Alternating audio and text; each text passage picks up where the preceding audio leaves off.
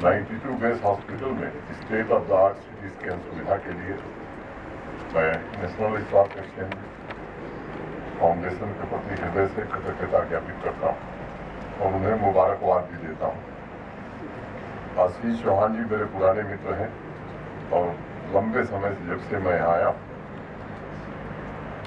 बहुत गहराई से जम्मू कश्मीर को हर प्रकार से इन्होंने सहयोग दिया है और एनएसई नहीं बॉम्बे स्टॉक एक्सचेंज का भी जो फुटप्रिंट आज जम्मू कश्मीर में दिखाई पड़ रहा है उसकी शुरुआत भी आशीष जी के कारण ही हुई थी। आम नागरिकों के साथ साथ हमारे सेना के बहादुर जवानों के लिए भी समर्पण भाव से उनकी टीम ने काम किया है। देश की एकता अखंडता में जुटे हमारे वीर सेना के जवानों की सेवा में जो भी संगठन या जो भी ऑर्गेनाइजेशन सहयोग देगा मैं समझता हूं कि वो देश की सबसे बड़ी सेवा है। मुझे प्रसन्नता है पिछले साल अगस्त में जब आशीष जी अंतिम बार आए थे तो मैंने उनसे एक आग्रह किया था। इनके कारण आज 8,000 से ज़्यादा नौजवान जम्मू कश्मीर के फाइनेंशियल लिटरेसी की ट्रेनिंग और उसमें से अनेक लोग आज अपना रोजगारी नहीं कर रहे हैं, कई लोगों को रोजगार दे रहे हैं। नेशनल डिफेंस एकेडमी का एक आदर्श वाक्य है, सेवा परमो धर्मः।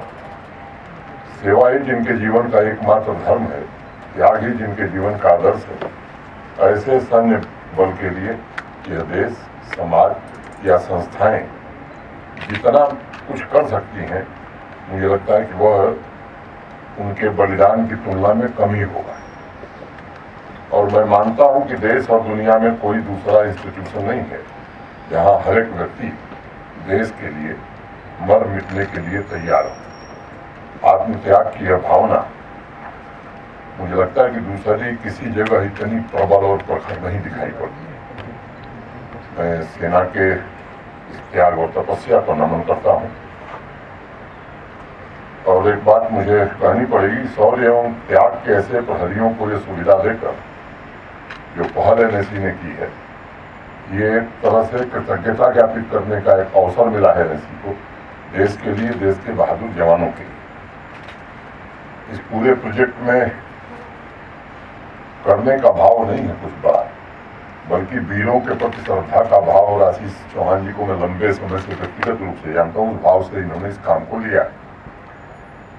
आप सब देख रहे हैं कि पूरे देश में माननीय प्रधानमंत्री जी के नेतृत्व में मेरी माटी मेरा देश अभियान चल रहा है। मानवता के देवदूतों का वंदन पूरा देश कर रहा है। यह सुविधा उनके लिए क्विक डायग्नोसिस सुनिश्चित करने, बेहतर उपचार का आधार बनेगी।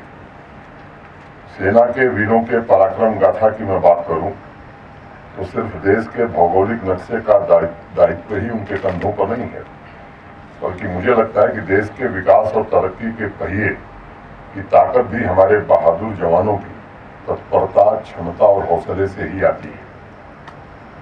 कोरोना जब पीक पर था, उस महामारी से देश जूझ रहा था, तो मैंने लेफ्टिनेंट जनरल माधुरी कानितकर, एक बहुत अच्छी बात उस समय उन्होंने कही थी, मुझे याद है। उस समय वह आर्म फोर्सेस मेडिकल सर्विसेज की डायरेक्टर जनरल थी और उन्होंने कहा था, The journey from illness to wellness takes place when I goes away and we comes in.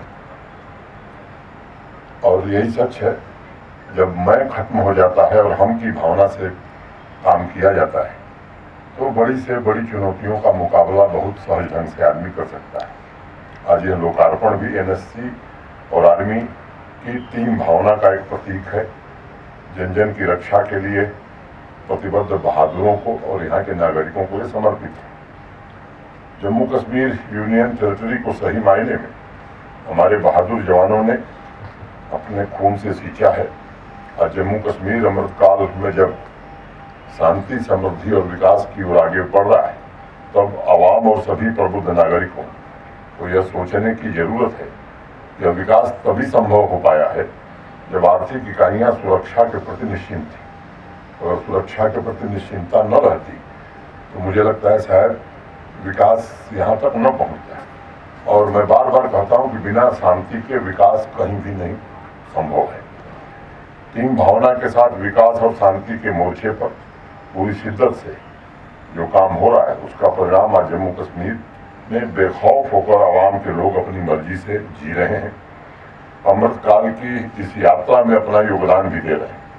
इस यात्रा में इस मोड़ तक पहुंचने में सन 1947 के बाद भी लंबे समय तक हमारे बहादुर जवानों और अफसरों ने न सिर्फ पड़ोसी मुल्क द्वारा फैलाए गए आतंकवाद का मुंहतोड़ जवाब दिया है, बल्कि ये भी सुनिश्चित किया है कि आवाम शांतिपूर्ण जीवन व्यतीत कर सके। पिछले वर्ष 16 अगस्त को इस हॉस्पिटल में मैं आया था। एक बड़ी दुखद घटना हुई थी चंदनवाड़ी के पास।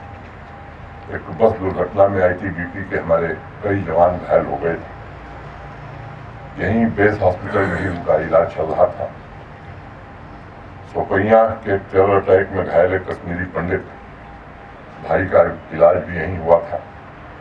उस समय यहाँ सेवा कर रहे अनेक डॉक्टर से मेरी बातचीत भी हुई थी और मैं समझता हूँ कि जिस संवेदनशीलता और प्रोफेशनल तरीके से उनकी देखभाल की गई थी, वह निश्चित रूप से काबिले तारीफ है।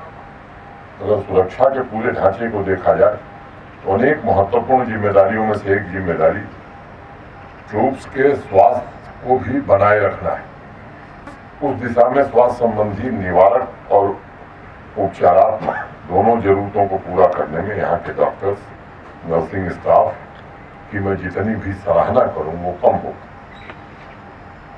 अभी आशीष चौहान साहब ने उसके पहले इस अस्पताल को जो देख रहे हैं, उन्होंने इस सुविधा और इस टेक्नोलॉजी के बारे में बताया।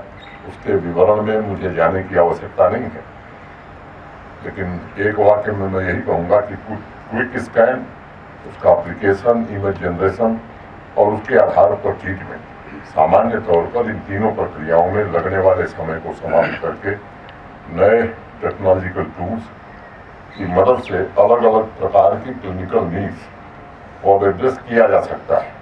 सामान्य तौर पर देखा जाए तो जम्मू कश्मीर में ज़्यादातर ऐसे मामले हैंडल करने होते हैं जब डॉक्टर्स को बिना 1 सेकंड की देरी किए हुए निर्णय लेने पड़ते हैं, और उस परिस्थिति में यह सुविधा स्वाभाविक रूप से महत्वपूर्ण साबित हो गई। जम्मू कश्मीर में हमारी सैन्य सेवा का एक बड़ा अप्रतिम इतिहास रहा है। आज़ादी के बाद के पिछले 76 सालों में अनेक चुनौतियों का सेना ने सफलतापूर्वक जवाब दिया है। आज के इस कार्यक्रम द्वारा हम उनकी आत्मशक्ति और संकल्प शक्ति का सम्मान कर रहे हैं। अभी 3 दिन पहले स्वतंत्रता दिवस के उत्सव पर विश्व ने एक नए जम्मू कश्मीर का स्वरूप देखा है। ऐसा जम्मू कश्मीर जो शांति और तरक्की के मार्ग पर एक के बाद एक नई सफलता हासिल कर रहा है। प्रशासन जनता की अपेक्षाओं के अनुरूप उन तक वह सभी सुविधाएं पहुंचाने की कोशिश कर रहा है जो पहले भारत सरकार के द्वारा आती थी, लेकिन उन तक नहीं पहुंच पाती थी। सुशासन ने जम्मू कश्मीर के नागरिकों के भीतर एक नए प्रकार का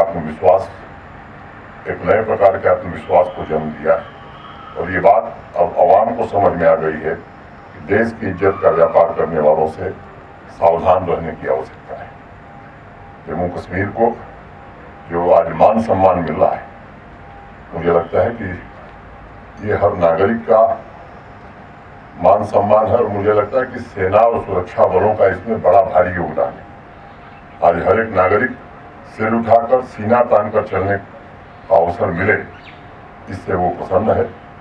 मैं जितने आम नागरिकों के बयान सुनता हूँ, उनका सिर्फ यही कहना है कि उन्होंने अतीत से बहुत कुछ सीखा है, और जिन्होंने आवाम को लंबे समय तक गुमराह किया था, उनके चेहरे बेनकाब हो चुके हैं।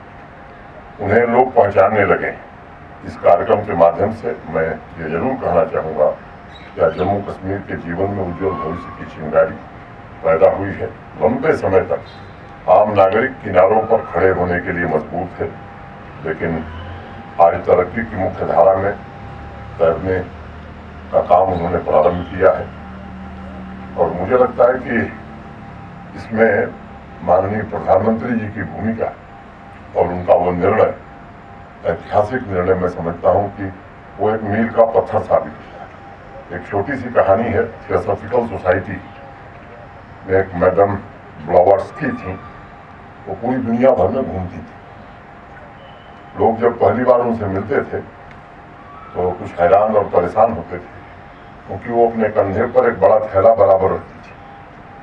जब भी किसी गाड़ी में बैठती थी और जहाँ उतरती थी तो जो भी खेत या मिट्टी दिखाई पड़ती थी उसमें अपने बैग से कुछ निकाल कर बाहर फेंक देती थी। लोग उनसे पूछते थे कि मैडम ये क्या कर रहे हैं, तो वो बताती थी कुछ फूलों के बीज हैं, कुछ दिनों बाद ये अंकुरित होंगे, पौधे निकल आएंगे और फूल खिलेंगे। तो लोग उनसे दोबारा पूछते थे कि आप तो शायद दोबारा इस रास्ते पर कभी नहीं लौटेंगे, इन फूलों को देख भी नहीं पाएंगी, फिर ऐसा क्यों कर रही हैं आप? तो उनका जवाब होता था कि मुझे इससे कोई फर्क नहीं पड़ता, कम से कम इन जगहों पर फूल खिलेंगे और जो भी इन रास्तों से गुजरेगा वो प्रसन्न होगा, खुश होगा, और यही मेरे लिए सबसे बड़ी संतोष की बात है। मैं समझता हूँ समाज के सभी अंगों को, शासन से जुड़े सभी लोगों को बस इसी भावना के साथ काम करना चाहिए। और टीम इंडिया में प्रधानमंत्री जी के नेतृत्व में अलग अलग जिम्मेदारी निभा रहे अनेक संस्थान हैं। सभी संस्थानों को इस अमृतकाल की यात्रा में फूलों के कुछ बीज बिखेरने की जरूरत है। हम की भावना से वह बीज बिना भेदभाव के समाज में बांट सकें। हम सबका यही लक्ष्य होना चाहिए। आज इस अवसर पर मैं अपना सौभाग्य समझता हूँ कि मुझे इस सामाजिक उत्तरदायित्व, जिसे आप CSR कहते हैं, प्रोजेक्ट को रणबांकुरों की सेवा में समर्पित करने का अवसर मिला। मैं सेना के सभी जवानों, अधिकारियों को आदरपूर्वक नमन करता हूं और आशीष चौहान जी को फिर से एक बार हृदय से धन्यवाद और बधाई देता हूं। जय हिंद।